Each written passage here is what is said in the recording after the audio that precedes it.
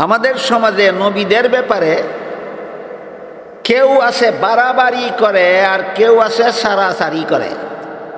নবীদের ব্যাপারে কেউ করে বাড়াবাড়ি, কেউ করে সারাসারি। একমাত্র আহলে সুন্নাত ওয়াল জামাতের মুসলমান নবী মানে বাড়াবাড়ি সারাসারি সারা। আহলে সুন্নাত ওয়াল জামাতের মুসলমান নবী মানে বাড়াবাড়ি সারাসারি না, বাড়াবাড়ি সারাসারি সারা। হ্যাঁ, বাড়াবাড়ি সারা সারাসারি সারা নবী মানে একমাত্র আহলে সুন্নাত ওয়াল জামাত। কিন্তু আহলে সুন্নাত ওয়াল জামাতের মুসলমান কিভাবে নবী মানতে হবে এই কথা সবে জানে না। না জানার কারণ আমরা আলোচনা করি না। আমাদের নিয়ত না আপনাদেরকে দিন শিক্ষা দেওয়া, আমাদের নিয়ত হইল চটকদার কথা শোনাইয়া আপনাদেরকে জিন্দাবাদ বলে বক্তব্য বানাইয়া দেওয়া। আমাদের দোষে দুঃখিত, আমাদের দোষে আপনারা জানেন না যে কিভাবে নবী মানলে বাড়াবাড়িও হয় না, সারাসারিও হয় না। আমরা কই না, আপনারা জানেন না।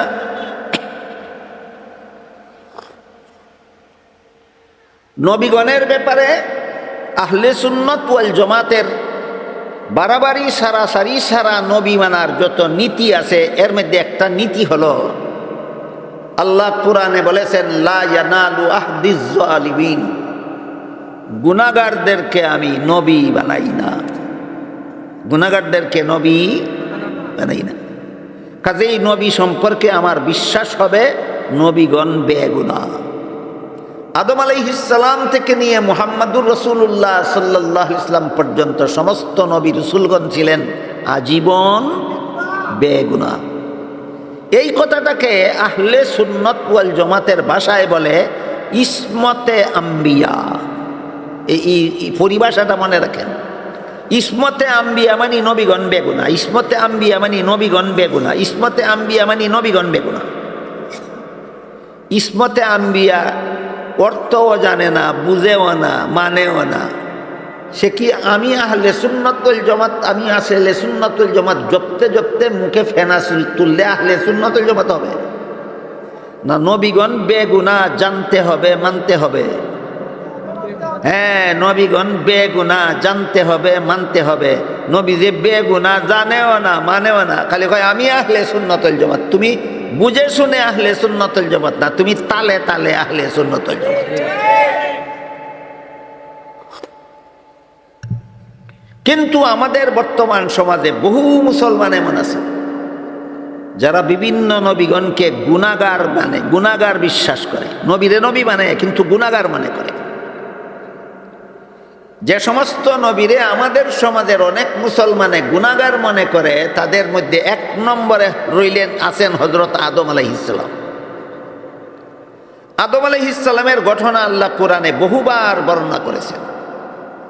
সেখানে উল্লেখ আছে আদমকে দুনিয়াতে পাঠাবার আগে আল্লাহ জান্নাতে দিয়া বলেছিলেন সব গাছের ফলমূল খাও, শুধু একটা গাছের ফল খাইও না। একটা গাছের ফল খাইতে আদমকে আল্লাহ নিষেধ করেছিলেন। কিন্তু শেষ পর্যন্ত ইবলিসের দুকায় পরে আদম জান্নাতে নিষিদ্ধ গাছের ফল খাইছিলেন, এই ঘটনা কোরআনে আছে। এখন যদি আপনি ঘটনাটাকে মন গড়াভাবে ব্যাখ্যা করেন, ব্যাখ্যাটা কেমন? যে আল্লাহর আদেশ নিষেধ লঙ্ঘন করলেই তো গুনাহ হয়, আর আদমে তো আল্লাহর নিষেধ লঙ্ঘন করেই জান্নাতে নিষিদ্ধ গাছের ফল খাইলেন, তাহলে বেগুনাহ রইলেন কোথায়? এইটা হলো আপনার একটা ব্যাখ্যা। এই ব্যাখ্যাটা যদি একটু সময়ের জন্য মেনে নেওয়া হয়, আল্লাহ যে বলছিলেন গুনাহগারদেরকে নবী বানাই না, আল্লাহর নীতিটা ঠিক থাকে না লঙ্ঘন হয়? প্রমাণ হইল তোমার ব্যাখ্যাটা ভুল। এবার বলেন আমরা ভুল ব্যাখ্যা মতে নবী মানব না সহি ব্যাখ্যা মতে নবী মানতে হবে? ভুল ব্যাখ্যা মতে নবী মানলেই আকীদা নষ্ট। ভুল ব্যাখ্যা মতে নবী মানলেই আকীদা নষ্ট হইলেই নামাজ রোজা বিফল। এই কথা বুঝায়ও না কেউ, বুঝেও না কেউ। আকীদা নষ্ট হইলে কি হইল? আমি 5 বেলা নামাজ পড়ি, তাহাজ্জুদও পড়ি। আর মিয়া তোমার তো সৈন্য আছে 10টা, সংখ্যা নাই তো একটাও। ওয়া নাতাওয়াক্কালু আলাইহি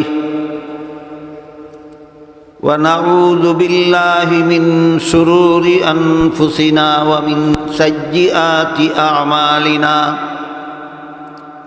من يهده الله فلا مضل له ومن يضلله فلا هادي له ونشهد أن لا إله إلا الله وحده لا شريك له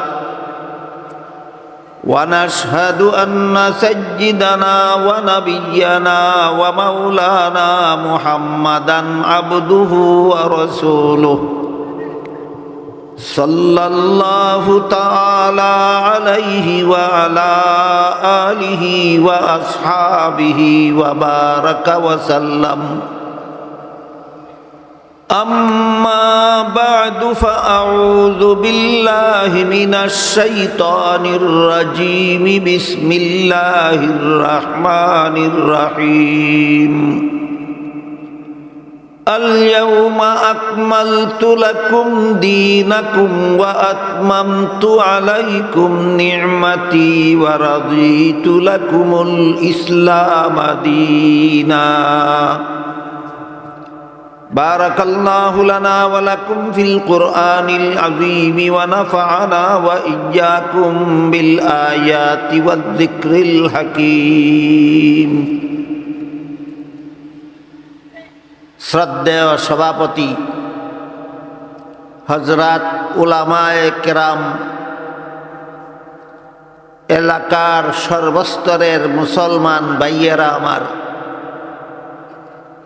আশপাশের বাড়ি ঘরে পর্দার আড়ালে বসা আমার মা ও বোনেরা, পবিত্র কোরআনের সূরায়ে মায়েদা এই সূরার ৩ নম্বর আয়াত একটু লম্বা। সেই দীর্ঘ আয়াতের শেষের দিক থেকে সামান্য একটু অংশ আমি আপনাদের সামনে তিলাওয়াত করেছি। তাতে আল্লাহ বলেন, আল ইয়াউমা আকমালতু লাকুম দীনাকুম। এর অর্থ হলো, আজকে আমি তোমাদের ইসলামের বিধিবিধানকে পরিপূর্ণ করে দিলাম। এখানে আল্লাহ দিন শব্দটাকে ইসলামের বিধিবিধান অর্থে ব্যবহার করেছেন। বিভিন্ন আয়াতে বিভিন্ন অর্থে ব্যবহার করেন। এই আয়াতে আল্লাহ দিন শব্দকে ইসলামের বিধিবিধান অর্থে ব্যবহার করেছেন। তাই আল্লাহ এখানে ঘোষণা দিলেন, ইসলামের বিধিবিধান আমাদের জন্য পরিপূর্ণ করে দিয়েছেন। এই সমস্ত বিধিবিধান, যে সমস্ত বিধিবিধান আল্লাহ ইসলামের বিধান হিসাবে পরিপূর্ণ করে দিয়েছেন আমাদের জন্য, এই সমস্ত বিধিবিধান পালন করতে শরীরের যে সমস্ত অঙ্গ প্রত্যঙ্গ ব্যবহার করতে হয়, এই অঙ্গ প্রত্যঙ্গের ব্যবহারের দিক থেকে লক্ষ্য করলে দেখা যায় আল্লাহর যাবতীয় বিধিবিধান ৩ প্রকার।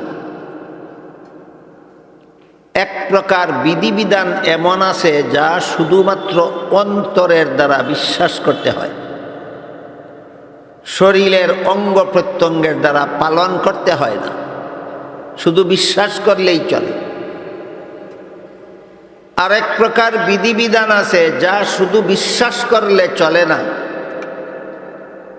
শরীরের বাহ্যিক অঙ্গ প্রত্যঙ্গের দ্বারা পালনও করতে হয়। আর তৃতীয় প্রকার বিধিবিধান শুধু অন্তরে বিশ্বাস করলেও চলে না, আবার শরীরের বাহ্যিক অঙ্গের দ্বারা পালনও করা যায় না, বরং বিশ্বাসও করতে হয় অন্তরের দ্বারা, পালনও করতে হয় অন্তরের দ্বারা। কাজে আগে আমরা ৩ প্রকার বিধিবিধান বুঝে রাখি, তারপর এক এক প্রকারের বিধিবিধান চিনার চেষ্টা করি। প্রথম প্রকার বিধিবিধান শুধুমাত্র অন্তরে বিশ্বাস করতে হয়, এগুলিকে বিশ্বাস্য বলা হয়, বিশ্বাস করার মতো বিধান। দ্বিতীয় প্রকার বিধিবিধান শরীরের বাহ্যিক অঙ্গ প্রত্যঙ্গের দ্বারা পালন করতে হয়, এগুলি শরীরের অঙ্গের দ্বারা পালনীয় বিধান বলা হয়। তৃতীয় প্রকার বিধিবিধান পালন করতে হয় শরীরের অঙ্গের দ্বারা না, বরং পালনও করতে হয় অন্তরের দ্বারা। সেইগুলিকে অন্তরের দ্বারা পালনীয় বিধান বলা হয়। প্রথম প্রকারের বিধানের নাম ঈমান, দ্বিতীয় প্রকার বিধানের নাম আমল, তৃতীয় প্রকার বিধানের নাম আখলাক। ঈমান, আমল, আখলাক কত প্রকার হইল? 3 প্রকার। আল্লাহর যাবতীয় বিধিবিধান পালন করার দৃষ্টিকোণ থেকে 3 প্রকার: ঈমান, আমল, আখলাক। যেসব বিধান শুধু অন্তরে বিশ্বাস করতে হয় এগুলির নাম ঈমান। যেসব বিধান শরীরের বাহ্যিক অঙ্গের দ্বারা পালন করতে হয় সেগুলির নাম আমল। যেই সব বিধান অন্তরের দ্বারা পালন করতে হয় সেইগুলির নাম আখলাক। কথা বুঝে থাকলে বলেন তো, আল্লাহর সকল বিধিবিধান কত প্রকার? প্রথমটার নাম ঈমান, দ্বিতীয়টার নাম আমল, তৃতীয়টার নাম আখলাক। ঈমান কোন বিধানের নাম যা শুধু অন্তরে বিশ্বাস করতে হয়? আমল কোন বিধানের নাম যা শরীরের অঙ্গের দ্বারা পালন করতে হয়? আখলাক কোন বিধানের নাম যা অন্তরের দ্বারা পালন করতে হয়? এবার আমরা প্রত্যেক প্রকারের বিধান চিনার এবং বোঝার চেষ্টা করি। আল্লাহ একজন আছেন, এটা অন্তরে বিশ্বাস করতে হয়। আল্লাহ লা শরীক, অন্তরে বিশ্বাস করতে হয়। আল্লাহ সর্বশক্তিমান, অন্তরে বিশ্বাস করতে হয়। আল্লাহর শুরু নাই, শেষ নাই, অন্তরে বিশ্বাস করতে হয়। মানুষের হেদায়েতের জন্য আল্লাহ অনেক নবী রাসূল পাঠাইছেন। তাদের মধ্যে প্রথম নবী হলেন হযরত আদম আলাইহিস সালাম। সর্বশেষ নবী হলেন মুহাম্মাদুর রাসূলুল্লাহ সাল্লাল্লাহু আলাইহি ওয়াসাল্লাম। এইগুলি অন্তরে বিশ্বাস করতে হয়। এই বিষয়গুলি আমলের বিষয় না ঈমানের বিষয়? ঈমানের বিষয়। এগুলি শুধু অন্তরে বিশ্বাস করতে হয়, এগুলি আমলের বিষয় না, এগুলি ঈমানের বিষয়। আর ওযুর 4 ফরজ, এটাও আল্লাহর বিধান। কিন্তু ওযুর 4 ফরজ বিশ্বাস করলে উযু হয় না, হাত মুখ ধুইতে হয়। নমাজের 13 ফরজ বিশ্বাস করলে নমাজ হয় না, রুকু সেজদা করতে হয়।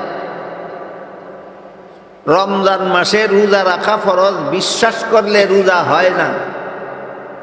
সেহরি ইফতার খাইয়া সারাদিন না খাইয়া থাকতে হয়। তাইলে উযু, গোসল, নামাজ, রোজা এগুলি ঈমানের বিষয় না আমলের বিষয়? এগুলি হলো আমলের বিষয়। আর আরেক প্রকার বিধান আছে আল্লাহর, যেগুলি শুধু ঈমানেরও বিষয় নয়, শুধু আমলেরও বিষয় নয়, সেগুলি আখলাকের বিষয়। আখলাকের বিষয় কিরকম? যেমন এক আয়াতে আল্লাহ বলেন, কাদ আফলাহাল মুমিনুন আল্লাযীনা হুম ফি সালাতিহিম খাশিউন। ওই সমস্ত মুমিনগণ সফল যারা নিজেদের নামাজে আল্লাহর ধ্যানে মগ্ন থাকে। তাহলে নামাজে আমি আল্লাহর ধ্যানে মগ্ন থাকবো, এটাও আল্লাহর একটা বিধান। আল্লাহ বলেন, ওয়াকুমু লিল্লাহি কানিতিন। আনুগত্যের সাথে আল্লাহর জন্য নামাজে দাঁড়াও, আল্লাহর ধ্যানে মগ্ন থাকো। তাহলে নামাজে আমি আল্লাহর ধ্যানে মগ্ন থাকবো, এটাও আল্লাহর একটা বিধান কিনা? বিধান। বলেন তো, এই বিধানটা পালন করবেন কিসের দ্বারা? অন্তরের দ্বারা। আল্লাহর ধ্যানে মগ্ন হওয়া যায় হাতের দ্বারা, না পায়ের দ্বারা, না কান, মুখ, নাক, চোখের দ্বারা, না অন্তরের দ্বারা? অন্তরের দ্বারা। বোঝা গেল আল্লাহর এমন কিছু বিধান আছে যেগুলি অন্তরের দ্বারা পালন করতে হয়। অন্তরের দ্বারা পালনীয় বিধানগুলির নাম আখলাক। অন্তরে বিশ্বাস করার মতো বিধানগুলির নাম ঈমান, শরীরের অঙ্গের দ্বারা পালন করার মতো বিধানগুলির নাম আমল, অন্তরের দ্বারা পালন করার মতো বিধানগুলির নাম আখলাক। বুঝে থাকলে বলেন তো, আল্লাহর সকল বিধান কত প্রকার হইল? 3 প্রকার: ঈমান, আমল, আখলাক। ঈমান, আমল, আখলাক। এর মধ্যে ঈমান হইল মূল। ঈমান যদি ঠিক থাকে তাহলে আমল গ্রহণযোগ্য হয়। ঈমান যদি ঠিক থাকে তাহলে আখলাক গ্রহণযোগ্য হয়। ঈমানে যদি গণ্ডগোল থাকে তাহলে আমলও গ্রহণযোগ্য নয়, আখলাকও গ্রহণযোগ্য নয়। তাহলে বেশি মূল্যবান আখলাক না বেশি মূল্যবান আমল না বেশি মূল্যবান ঈমান? বেশি মূল্যবান ঈমান। এর উদাহরণ হইল এরকম: 1 লিখা ডাইনে 0 দিলে 10 হয়। 0-এ 1-এর মান বাড়াইল কিনা? বাড়াইল। 2 শূন্য দিলে 100 হয়, আরো বাড়াইল। 3 শূন্য দিলে 1000 হয়, আরো বাড়াইল। 4 শূন্য দিলে হয় 10,000। 0-এ 1-এর মান যে বাড়াইল, এটা দেখে যদি কেউ শূন্যগুলি রাখে আর 1 মিটাইয়া ফেলে, শূন্যগুলি রাখছে আর 1 মুচ্চা ফেলাইছে, কত হাজার থেকে 1 মুচ্চা ফেলাইছে? 10,000 থেকে। 10,000 থেকে 1 মুচ্চা ফেলাইলে পরে কি 9,999 থাকবে? না একালি গোড়ার ডিম থাকবে? একালি গোড়ার ডিম থাকবে। ঠিক তেমনি ভাবে ঈমান হইল বাম দিকের 1-এর মতো, আমল আর আখলাক হলো ডান দিকের 0-এর মতো। ডান দিকের 0 যেমন ভাবে বাম দিকের সংখ্যার মান বাড়ায়, তেমনি ভাবে আমলে আর আখলাকে ঈমানের মান বাড়ায়।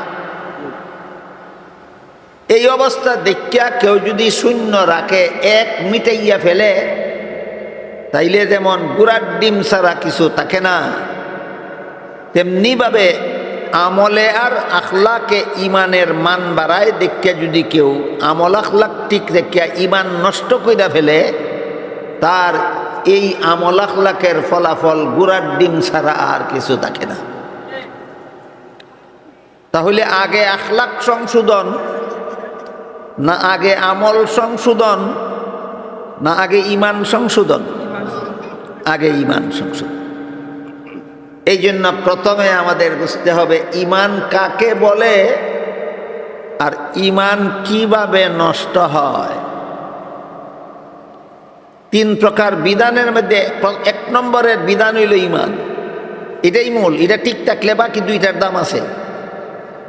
এটা নষ্ট হয়ে গেলে বাকি 2টার দাম নাই। এই কারণে সর্বপ্রথম আখলাক বোঝা দরকার, না সর্বপ্রথম আমল বোঝা দরকার, না সর্বপ্রথম ঈমান বোঝা দরকার? সর্বপ্রথম ঈমান বোঝা দরকার।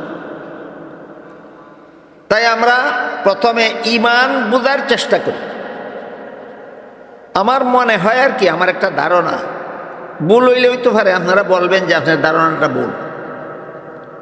আমার ধারণা হইল খুব বেশি জরুরি কথা, যেগুলি শুনলে বুঝলে মানলে মানুষের ঈমান আমল ঠিক থাকে, এমন কথা আজকাল ওয়াজ মাহফিলে কম হয়। বেশি কথা হয় রং তামাশার, মানুষের মন খুশি কইরা দেওয়ান, মানুষের আসানি, এটারে যারা বাংলা ভাষায় চিত্ত বিনোদন কয়। মানুষের মনকে আনন্দ দেওয়াই অধিকাংশ বক্তাদের উদ্দেশ্য থাকে। দ্বীনের জরুরি কথাবার্তা শিক্ষা দেওয়া, বুঝাইয়া দেওয়া অধিকাংশ বক্তাদের উদ্দেশ্য থাকে না। এই কারণে আমাদের সমাজে শত শত হাজার হাজার লাখ লাখ মানুষ ওয়াজ শুনতে যায়, রং ডঙ্গের কথা শুনিয়া সারা রাত জাগ্রত বসে বসে কাটায়, বাড়িতে গিয়া বলতে পারে না কি পুঞ্জি নিয়ে আসলো। বাড়িতে গিয়া কি বলতে পারে না, পুঞ্জি কি নিয়ে আইসো বলতে পারে, পুঞ্জি নাই।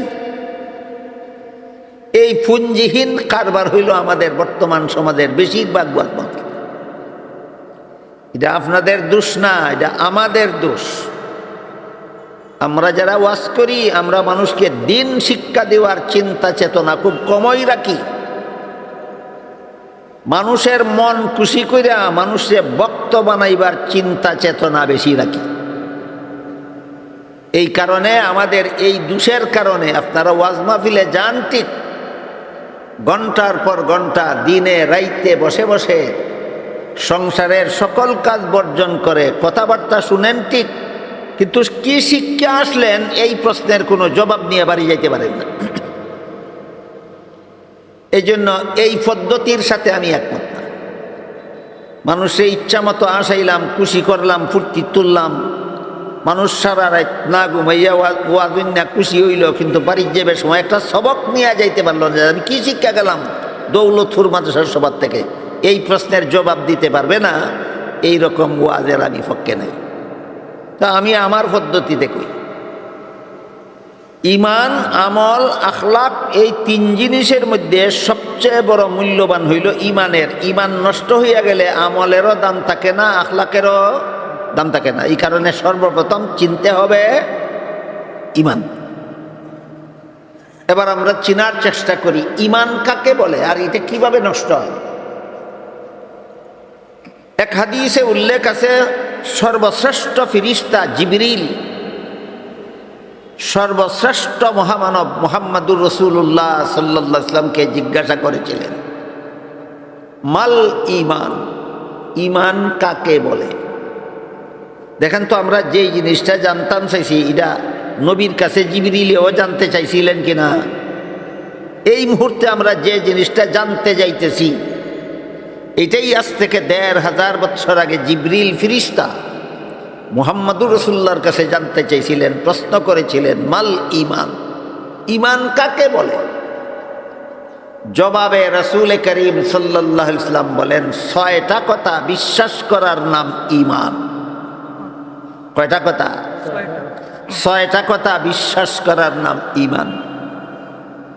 ১ নম্বর কথা আল্লাহ বিশ্বাস করা, ২ নম্বর কথা ফিরিস্তা বিশ্বাস করা, দেখিয়া না দেখিয়া, হ্যাঁ, আল্লাহকে না দেখিয়া বিশ্বাস করা, ফিরিস্তাকে না দেখিয়া বিশ্বাস করা, এই বিশ্বাসে কয় ঈমান বিল গায়ব।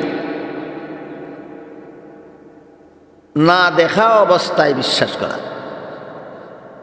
৩ নম্বর কথা হলো আসমানি কিতাব বিশ্বাস করা। দাউদ আলাইহিস সালামের কাছে আল্লাহ জাবুর নামে আসমানি কিতাব নাজিল করেছিলেন। মুসা আলাইহিস সালামের কাছে আল্লাহ তাওরাত নামে আসমানি কিতাব নাজিল করেছিলেন। ঈসা আলাইহিস সালামের কাছে আল্লাহ ইনজিল নামে আসমানি কিতাব নাজিল করেছিলেন। মুহাম্মাদুর রাসূলুল্লাহ সাল্লাল্লাহু আলাইহি ওয়াসাল্লামের কাছে আল্লাহ কুরআন নামে আসমানি কিতাব নাজিল করেছেন। এই 4টা আসমানি কিতাব প্রসিদ্ধ। অপ্রসিদ্ধ আরো আসমানি কিতাব আছে প্রায় 100। কাজেই আল্লাহ যত নবীর কাছে যত আসমানি কিতাব নাজিল করেছেন, আমি বিশ্বাস করি সেগুলি আল্লাহর নাজিল করা আসমানি কিতাব। এইটুকু, এটা হলো 3 নম্বর, আসমানি কিতাব বিশ্বাস করা। কিন্তু আসমানি কিতাব সম্পর্কে একটু ধারণা পরিষ্কার না রাখার কারণে আজকাল অনেক মুসলমান কোরআন বুঝার দ্বারে না বাইবেল বুঝতে যায়, কোরআন বুঝার দ্বারে না গীতা বুঝতে যায়, ত্রিপিটক বুঝতে যায়। এই কারণে আমি যে আসমানি কিতাবগুলিকে আসমানি কিতাব বিশ্বাস করলাম, এই কিতাবগুলি সম্পর্কে একটু পরিষ্কার ধারণা রাখতে হবে। এবং সেই ধারণার সারমর্ম হইল আমাদের নবীর পূর্ববর্তী যত নবীর কাছে আল্লাহ যত আসমানি কিতাব নাজিল করেছিলেন, একটাও কেউ হেফাজত করে রাখতে পারেনি, একটাও হেফাজতে নাই, কোনোটার ফাত্তাওই নাই। আর কোনোটার ফাত্তা আছে, বিকৃত, অবিকৃত নয়। আল্লাহ কোরআনে বলেছেন, ইউহাররিফুনাল কালিমা আম মাওয়াদিহি। ইহুদি খ্রিস্টানরা তাওরাত ইনজিল কিতাব অবিকৃত রাখেনি, বিকৃত করে ফেলেছে। সুতরাং এবার কোরআন সম্পর্কে আল্লাহ পাক রব্বুল আলামিন বলেন, ইন্না নাহনু নাজ্জালনা যিকরা ওয়া ইন্না লাহু লাহাফিজুন। এই কোরআন যেভাবে আমি আল্লাহ নিজ দায়িত্বে নবীর কাছে নাজিল করি, ঠিক সেইভাবে কোরআনকে আমি কিয়ামত পর্যন্ত অবিকৃত রাখব, কেউ চেষ্টা করলেও বিগড়াইতে পারবে না। এটা কোরআনের মুজেজা, এটা কোরআনের আলাদা একটা কেরামত। অন্যান্য আসমানি কিতাব উম্মতেরা বিগড়াইয়া ফেলছে, আল্লাহ বলেন কোরআন কিয়ামত পর্যন্ত কেউ বিগড়াইতে পারবে না। কাজেই আসমানি কিতাব বিশ্বাস করা যে ইমানের 3 নম্বর কথা। ইমানের 1 নম্বর কথা হইল আমি আল্লাহ বিশ্বাস করি, ইমানের 2 নম্বর কথা হইল আমি ফিরিস্তা বিশ্বাস করি, ইমানের 3 নম্বর কথা হইল আমি আসমানি কিতাব বিশ্বাস করি। এখানে এই ব্যাখ্যাটা মনে রাখতে হবে, অন্যান্য আসমানি কিতাব অবিকৃত রইছে না, একমাত্র কোরআন কিয়ামত পর্যন্ত অবিকৃত থাকবে। আরেকটা কথা হইল, কোরআন নাজিলের মাধ্যমে আল্লাহ পূর্ববর্তী সমস্ত আসমানি কিতাবের বিধানগুলি রহিত করে দিয়েছেন, মেয়াদ শেষ। মুহাম্মদুর রাসূলুল্লাহর আবির্ভাবের পর থেকে কিয়ামত পর্যন্ত সমস্ত মুসলমানদের জন্য একমাত্র কোরআনের বিধান মানতে হবে। এবার বলেন, তাওরাতের বিধান মানতে হবে না মেয়াদ শেষ? ইনজিলের বিধান মানতে হবে না মেয়াদ শেষ? জাবুরের বিধান মানতে হবে না মেয়াদ শেষ? মেয়াদ শেষ। এই কথাটা আজকাল অনেকে বুঝে না। এটা মেয়াদ উত্তীর্ণ কিতাবগুলি এইগুলি। হ্যাঁ, আল্লাহ নাজিল করেছিলেন, নবীর কাছে নাজিল করেছিলেন, ওই নবীর উম্মতের জন্য এর বিধানগুলি চালু ছিল, সচল ছিল। মুহাম্মদুর রাসূলুল্লাহর আবির্ভাবের মাধ্যমে এইগুলির মেয়াদ শেষ। মুহাম্মদুর রাসূলুল্লাহর আবির্ভাবের পর থেকে কিয়ামত পর্যন্ত একমাত্র কোরআন থাকবে অবিকৃত এবং চালু থাকবে শুধুমাত্র কোরআনের বিধান। এই কোরআন সম্পর্কে 2টা কথা মনে রাখতে হবে। অন্যান্য আসমানি কিতাব সম্পর্কে 2টা কথা মনে রাখতে হবে। 1 নম্বর, এগুলি অবিকৃত নয়। 2 নম্বর, মেয়াদ শেষ। কোরআন সম্পর্কে 2 কথা মনে রাখতে হবে, এটা কেউ বিগড়াইতে পারবে না, কিয়ামত পর্যন্ত মেয়াদ শেষ হবে না।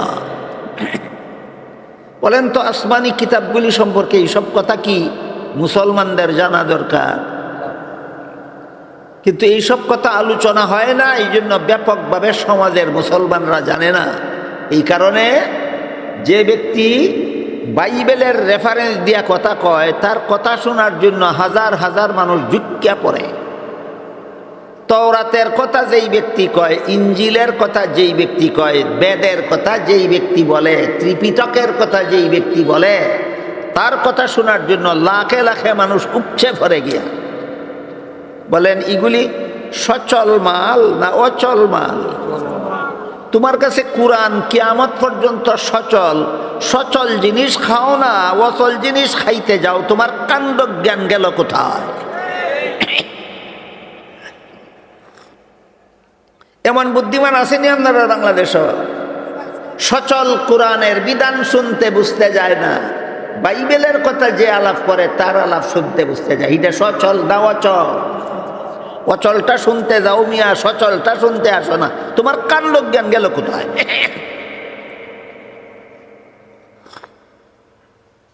এই গেল আসমানি কিতাব সম্পর্কে সামান্য কথা। জিবরিলের প্রশ্নের জবাবে বলেন, 6 কথা বিশ্বাস করার নাম ঈমান। এক নম্বরে আল্লাহ বিশ্বাস করা, 2 নম্বরে ফিরিস্তা বিশ্বাস করা, 3 নম্বরে এখন আমরা সংক্ষেপে বলতে পারি কোরআন বিশ্বাস করা।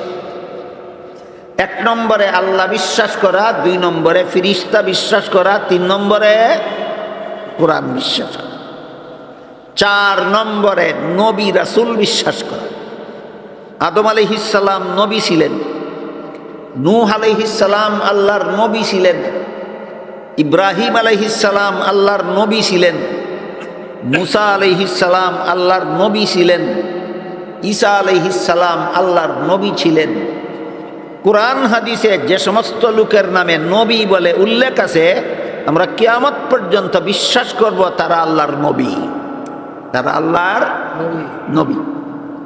নবীগণকে নবী বিশ্বাস করা এটা ইমানের 4 নম্বর কথা। নবীগণকে নবী বিশ্বাস করা ইমানের 4 নম্বর কথা। কিন্তু এখানেও নবীদের ব্যাপারে কিছু ব্যাখ্যা আছে। আমাদের সমাজে নবীদের ব্যাপারে কেউ আছে বাড়াবাড়ি করে আর কেউ আছে সারাসারি করে।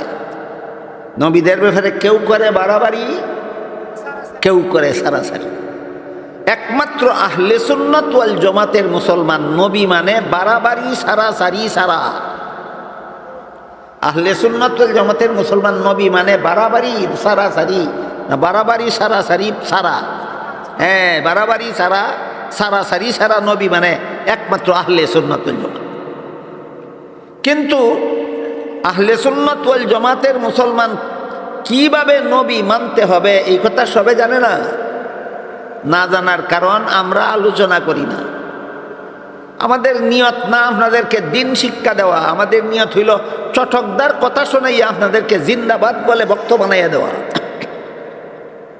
আমাদের দোষে দুঃখিত, আমাদের দোষে আপনারা জানেন না যে কিভাবে নবী মানলে বাড়াবাড়িও হয় না, সারাসারিও হয় না। আমরা কই না, আপনারা জানেন না।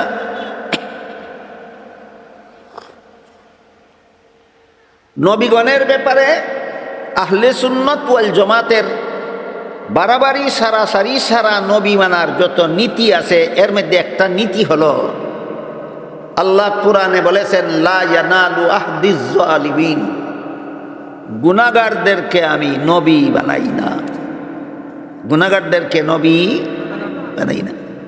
কাজেই নবী সম্পর্কে আমার বিশ্বাস হবে নবীগণ বেগুনাহ। আদম আলাইহিস সালাম থেকে নিয়ে মুহাম্মাদুর রাসূলুল্লাহ সাল্লাল্লাহু আলাইহি ওয়াসাল্লাম পর্যন্ত সমস্ত নবী রাসূলগণ ছিলেন আজীবন বেগুনাহ। এই কথাটাকে আহলে সুন্নাত ওয়াল জামাতের ভাষায় বলে ইসমতে আম্বিয়া। এই পরিভাষাটা মনে রাখেন। ইসমতে আম্বিয়া মানে নবীগণ বেগুনাহ, ইসমতে আম্বিয়া মানে নবীগণ বেগুনাহ, ইসমতে আম্বিয়া মানে নবীগণ বেগুনাহ। ইসমতে আম্বিয়া অর্থও জানে না, বুঝেও না, মানেও না। সে কি আমি আহলে সুন্নাত ওয়াল জামাত, আমি আহলে সুন্নাত ওয়াল জামাত জপতে জপতে মুখে ফেনা তুললে আহলে সুন্নাত ওয়াল জামাত হবে না? নবীগণ বেগুনাহ জানতে হবে, মানতে হবে। হ্যাঁ, নবীগণ বেগুনাহ জানতে হবে, মানতে হবে। নবী যে বেগুনাহ জানেও না, মানেও না, খালি কয় আমি আহলে সুন্নাত ওয়াল জামাত। তুমি বুঝে শুনে আহলে সুন্নাত ওয়াল জামাত না, তুমি তালে তালে আহলে সুন্নাত ওয়াল জামাত। কিন্তু আমাদের বর্তমান সমাজে বহু মুসলমান এমন আছে যারা বিভিন্ন নবীগণকে গুনাহগার মানে, গুনাহগার বিশ্বাস করে। নবীরে নবী মানে কিন্তু গুনাহগার মনে করে। যে সমস্ত নবীরে আমাদের সমাজের অনেক মুসলমানে গুনাহগার মনে করে, তাদের মধ্যে 1 নম্বরে রইলেন আছেন হযরত আদম আলাইহিস সালাম। আদম আলাইহিস সালামের ঘটনা আল্লাহ কোরআনে বহুবার বর্ণনা করেছেন। সেখানে উল্লেখ আছে আদমকে দুনিয়াতে পাঠাবার আগে আল্লাহ জান্নাতে দিয়া বলেছিলেন সব গাছের ফলমূল খাও, শুধু একটা গাছের ফল খাইও না। একটা গাছের ফল খাইতে আদমকে আল্লাহ নিষেধ করেছিল। কিন্তু শেষ পর্যন্ত ইবলিসের দুকায় পরে আদম জান্নাতে নিষিদ্ধ গাছের ফল খাইছিলেন, এই ঘটনা কোরআনে আছে। এখন যদি আপনি ঘটনাটাকে মন গড়াভাবে ব্যাখ্যা করেন, ব্যাখ্যাটা কেমন? যে আল্লাহর আদেশ নিষেধ লঙ্ঘন করলেই তো গুনাহ হয়। আর আদমে তো আল্লাহর নিষেধ লঙ্ঘন করেই জান্নাতে নিষিদ্ধ গাছের ফল খাইলেন, তাহলে বেগুনা রইলেন কোথায়? এই যে হলো আপনার একটা ব্যাখ্যা। এই ব্যাখ্যাটা যদি একটু সময়ের জন্য মেনে নেওয়া হয়, আল্লাহ যে বলছিলেন গুনাহগারদেরকে নবী বানাই না, আল্লাহর নীতিটা ঠিক থাকে না লঙ্ঘন হয়, প্রমাণ হইল তোমার ব্যাখ্যাটা ভুল। এবার বলেন আমরা ভুল ব্যাখ্যা মতে নবী মানব না সহি ব্যাখ্যা মতে নবী মানতে হবে? ভুল ব্যাখ্যা মতে নবী মানলেই আকীদা নষ্ট, ভুল ব্যাখ্যা মতে নবী মানলেই আকীদা নষ্ট হইলেই নামাজ রোজা বিফল। এই কথা বুঝায়ও না কেউ, বুঝেও না কেউ। আকীদা নষ্ট হইলে কি হইল? আমি 5 বেলা নামাজ পড়ি, তাহাজ্জুদও পড়ি, আর মিয়া তোমার তো সৈন্য আছে 10টা, সংখ্যা নাই তো একটাও।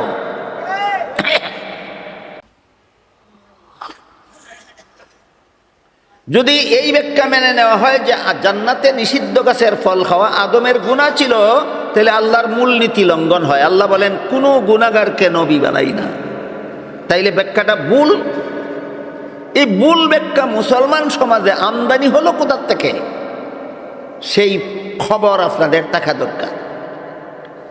বাংলাদেশের স্বাধীনতা লগ্ন থেকে একটা সংস্থা খ্রিস্ট ধর্ম প্রচারে নিয়োজিত আছে বাংলাদেশে। এই সংগঠনটার নাম হইল খ্রিস্টান মিশনারি বাংলাদেশ। এরা বাংলা ভাষায় যত তাদের খ্রিস্ট ধর্ম প্রচারের যত বই পুস্তক প্রকাশ করেছে, এর মধ্যে একটা বইয়ের নাম আছে কোরআনের আলোকে বেহেশতে যাওয়ার পথ।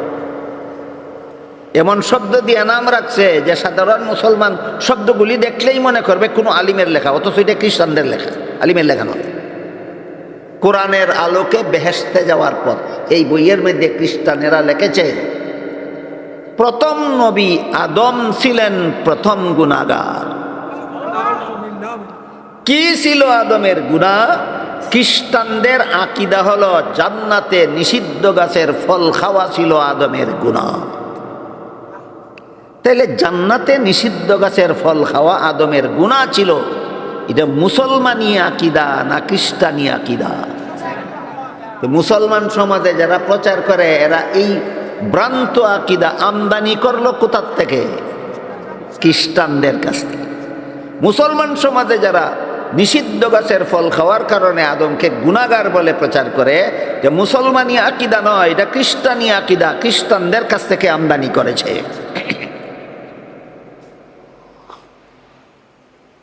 তাহলে জান্নাতে নিষিদ্ধ গাছের ফল খাওয়ার ঘটনার সহি ব্যাখ্যা কি?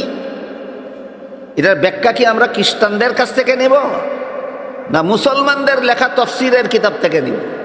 হ্যাঁ, মুসলমানদের লেখা তফসিরের কিতাব থেকে। আহলে সুন্নাত ওয়াল জামাতের আলেমগণ যত তফসিরের কিতাব লিখেছেন, সমস্ত তফসিরের কিতাবে জান্নাতে আদমের নিষিদ্ধ গাছের ফল খাওয়ার সহি ব্যাখ্যা লেখা আছে। বেশ কয়েকটা সহি ব্যাখ্যা লেখা আছে। এর মধ্যে 1 নম্বরের সহি ব্যাখ্যা হল, মানুষের কোনো কাজে সওয়াব হয়, কোনো কাজে গুনাহ হয় দুনিয়ার জীবনে, জান্নাতি জীবনের কোনো কাজে সওয়াব নাই, গুনাহ